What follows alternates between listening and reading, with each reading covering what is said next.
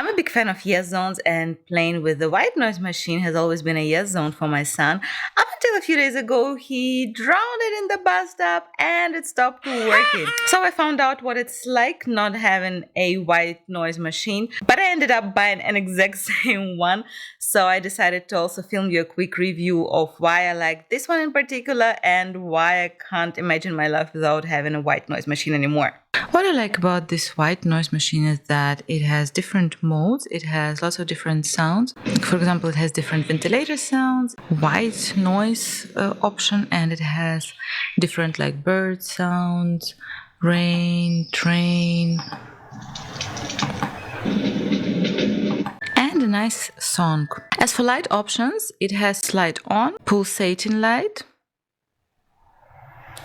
and light off. So you can also change the intensity of the light. You can make it less intense and then it's almost invisible at night. Or you can make it really, really bright. It also has different light modes, so it can be a fun way for your child to play. Or I really like this red one because red light actually is even more dim than the yellow light at night. So that's the one I usually set it on if I need to turn on the light at night. And it has a timer which goes for 30, 60, 90 minutes and indefinitely, and I usually keep it on indefinitely. And my absolute favorite function is that it actually remembers all the settings. So I have my favorite white noise sound and then all I have to do is turn it on and I'm ready to go. I started using the white noise machine quite early in my son's sleep journey. I very quickly noticed that it made a difference. I started with using just an app, but I didn't find an app that satisfied my needs, and then I switched to YouTube video that had like 10 hours long videos and it was better. But very quickly I realized that if I'm leaving my son for a nap in his room, I have to leave my phone there with him as well, so I can't use my phone during that. And also the whole process of opening YouTube app, finding the video that I need, turning it on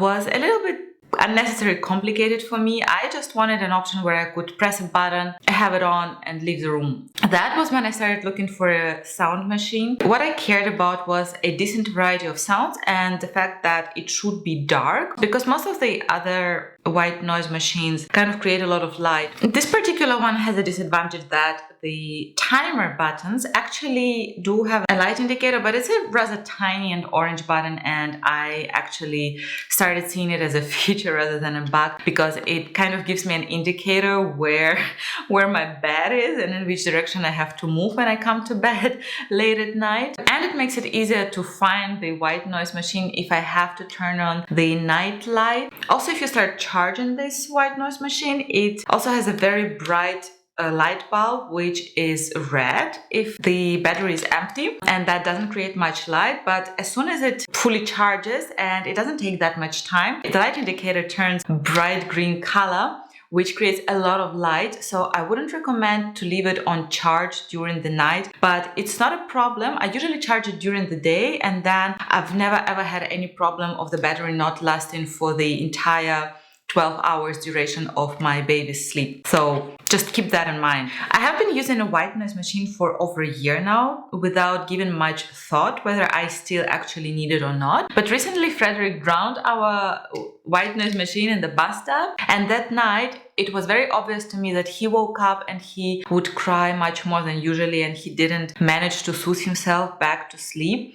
So I had to come there and calm him. So I went back to using an app on my other phone that I have. I didn't like the app, and for some reason, sometimes YouTube would just stop playing the video. And again, I noticed that my baby was waking up more frequently and crying more than usually. So it was a clear signal to me that white noise really helps him fall asleep. I also noticed that I fall asleep much easier when white noise is on. And there was one night when my phone just died and there was no white noise, and Frederick woke up for a nurse. He obviously fell back asleep because he was soothed by my nursing. So I actually couldn't fall back asleep because it was quiet in the room and it was so unusual. It just didn't feel right. I honestly do think that white noise machine has become a big part of the entire sleep ritual for us, both for Frederick and for me. I just don't think that I can go back to not having it. And to be honest, when Frederick is gonna move out to his own room, if he's still gonna need the white noise, I'm probably gonna have to buy a second one for our bedroom because I just love it so much. If you ask me which sleep gadgets would I buy amongst all of the available ones,